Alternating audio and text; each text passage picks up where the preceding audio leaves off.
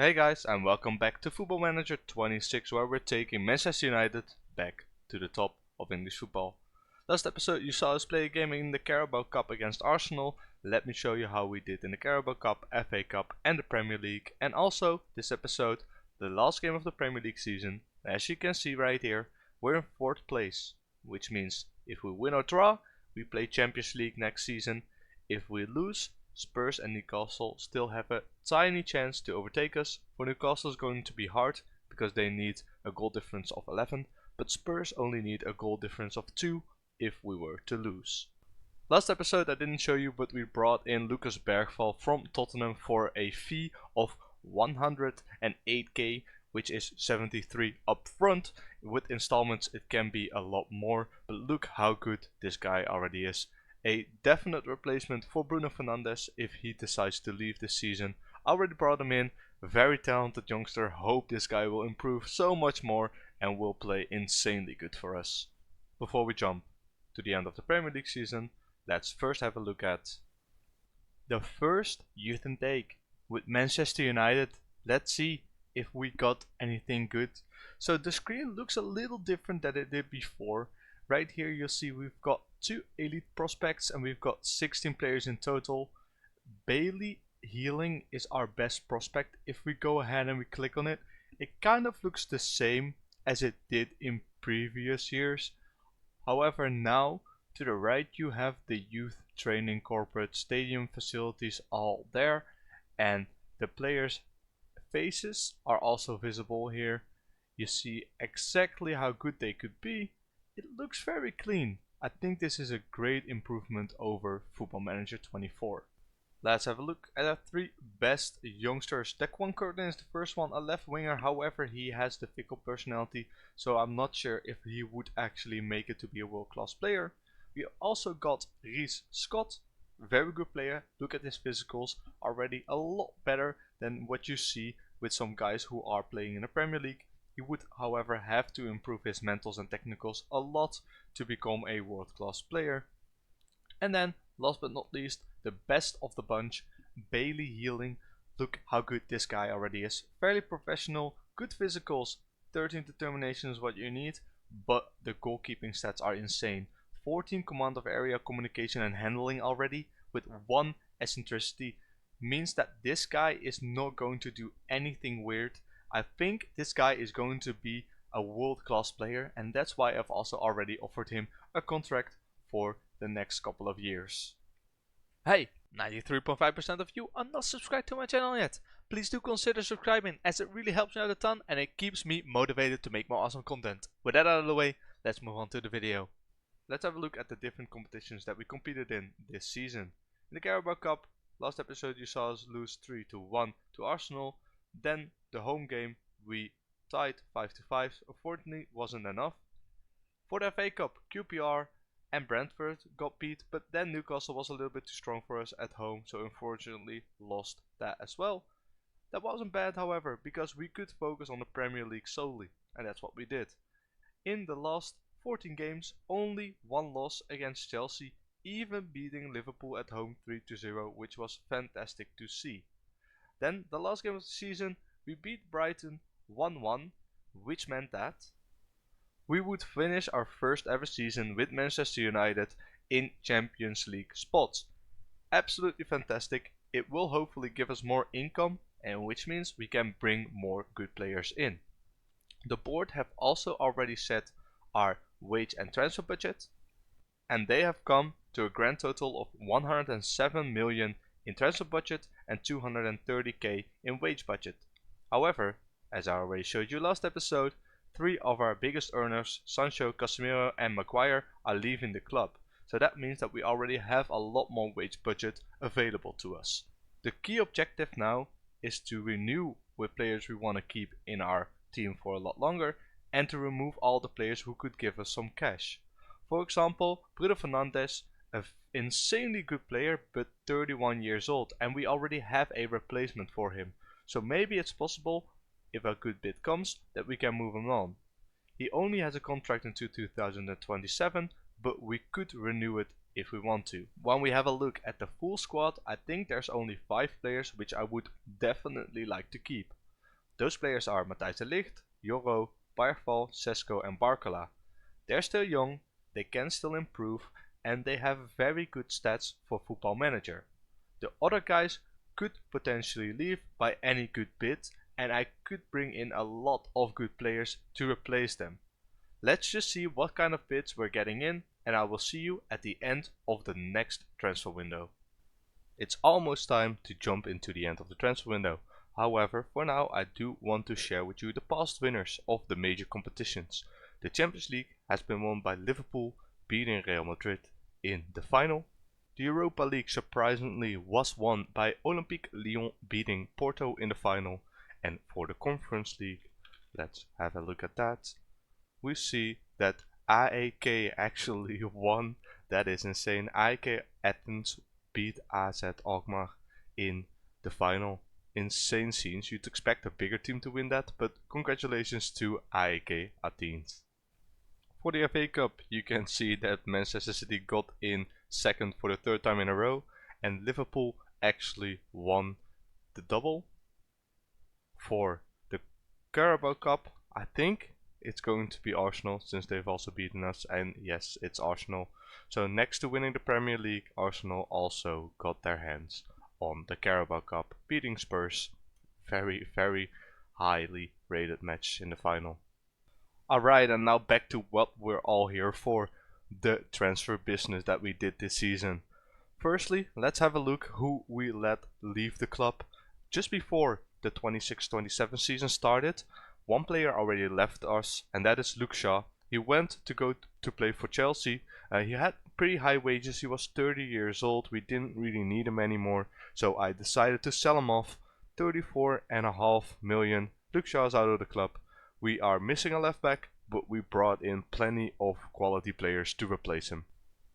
To start off, let's look at the players that we have released. And like I mentioned in the last episode, we have released a bunch of big names at Manchester United. Tom Heaton, Casemiro, Jadon Sancho and also Harry Maguire are among the names that left our club. Harry Maguire is now at Sheffield, Jadon Sancho is in Italy and Casemiro is at Al Azam. And what I find interesting is this guy is now earning 50k a week. So we were offering him 350. He wanted to keep the same wage, but now he is playing in the Middle East for even less. I really don't understand that. Another big name, Tom Heaton, left our club because he retired. And you can also see that we brought in a few free agents. Antonio Rudiger, I already mentioned last episode that we were bringing in. And also Sergej Milinkovic-Savic. His deal was running out in the Middle East. He was a free agent, so picked him up. 31 years old, very good defensive midfielder, and also could play, of course, in the attacking thirds. Fabinho also brought him in, of course, Liverpool legend, so maybe a little bit unrealistic, but brought him in. Very good mentals, okay technicals. He is going to be a backup whenever we need him, and I'm very happy to also have him into the team. Next to the 3 free transfers that we've brought in, I've also brought in 3 players which would really upgrade our squad. I will start with the one who cost us the less money, and that is Nico Slotterbeck. 26 years old, coming in from Borussia Dortmund for 62 million. Has played 4 games for us already. A very good player, as you can see. Mentally insane. Technically has what he needs to play as a ball-playing defender or as a fullback on the left. And physically also a very good player. Perfectionist personality, what I like. This guy could still improve, but is kind of at his max. He is going to be very good for Manchester United. On 250k a week, I don't mind paying that for a player that is this good. Now, let's move on to the second most expensive player. That is a position that we really needed strengthening in. Joan Garcia joined our club for almost 99 million. A very expensive transfer. This guy is 25 years old, has a 5-year contract on 300k a week. Very expensive, I do have to say, but this guy is the real deal. He's been playing very well for us. We needed a goalkeeper that would stay for us for a long while and not disappoint, and I think Joan Garcia can do that.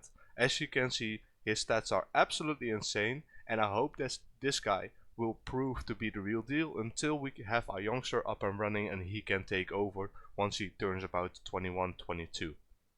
Joan Garcia's in, Very happy with this guy. Let's move on to the most expensive signing of this transfer window. You all know him probably, Nico Pas, coming in from Como in about a deal worth 125 million, also on 300k a week. These guys are really players that have already proven themselves, so I don't mind paying that much money for them strengthening our squad. Physically good, mentally okay, technically insane. Really like to have this guy in. Of course, you all know him because he is the wonder kid of this year's Football Manager 26. Happy to have him in. Let's see what he can do for us, and that are all the signings that we've made. We couldn't of course just make all these signings without selling any players, so that's also what we did. Brian Muebo, after one season, left for Real Madrid. 70 million for him is something I will take any day. Diego Dalot wanted more money. I wouldn't offer it to him because I didn't think he was worth it. He left to Atletico Madrid for 53 million. Lisandro Martinez, 32 million, left to Real San Sebastian. Of course, we've brought in Slotterbeck, so I didn't think we really needed him anymore. Chidi Obi is a youngster who we just let go of for 9 million.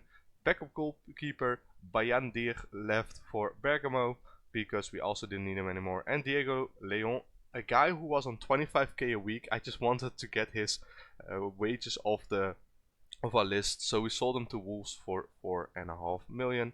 Other than that, you see, we've talked about the other guys that left. Harry Maguire, Aiden Heaven is a good youngster who we let go on loan.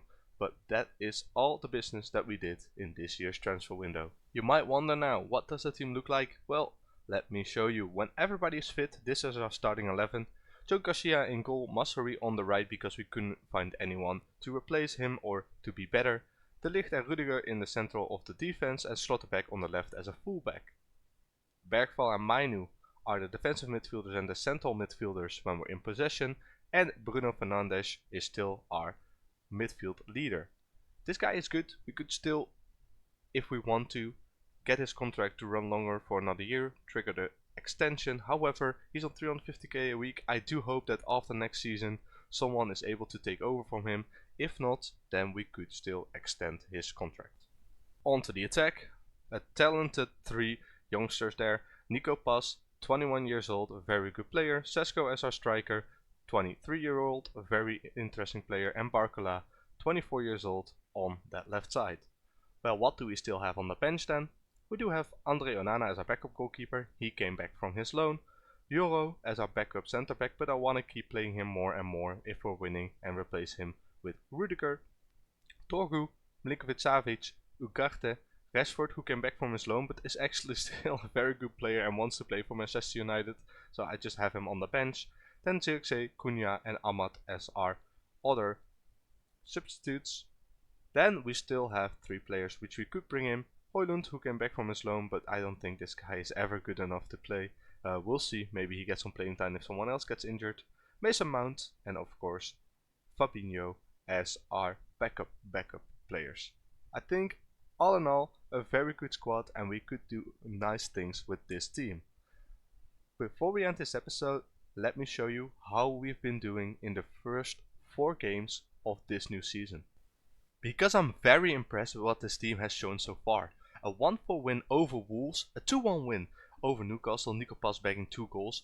We beat Arsenal away at the Emirates 0-1, very impressive, and after that we lost to City 1-2 at home. However, I don't think we would have deserved to win this game because the goals that they scored are just in individual class. As a team we were a lot better. Then the Carabao Cup, Wolves again, we played a backup squad, but we still beat the Wolves 1-4, which meant that we would progress to the next stage. Alright guys, that's going to be it for this episode. In the next episode you'll see us simulate further another year to see how we did in our second season as Manchester United's boss. Let's hope that all the changes that we made to personnel and to players will really help us to finish, let's say, second or third in the Premier League and also do insanely well in the Champions League. I sincerely hope that you've enjoyed. If you've enjoyed, don't forget to leave a like down below. Let me know in the comment section what you want to see next, and also if you want to follow this journey, don't forget to hit that subscribe button. For now, I want to thank you for watching, hope you've enjoyed, and take care.